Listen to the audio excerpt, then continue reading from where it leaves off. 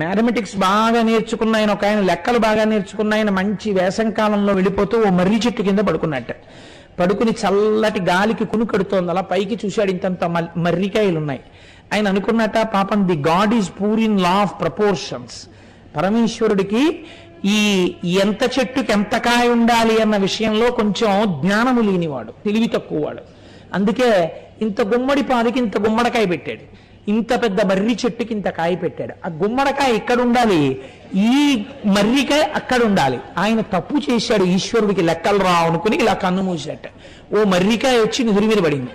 ఆయన లేచి అన్నాడు, ఈశ్వరుడికి లెక్కలు రావడమే కాదు పరమదయాడు, గుమ్మడికాయ ఉంటే నేను చచ్చిపోయి ఉండేవాడిని అన్నాడు.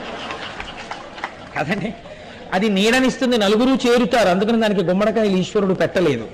ఈశ్వరుడికి లా ఆఫ్ ప్రపోర్షన్స్ రాక కాదు, ఆయన ఎప్పుడు ఏది చేసినా అందరి సంక్షేమాన్ని ఆలోచిస్తుంటాడు.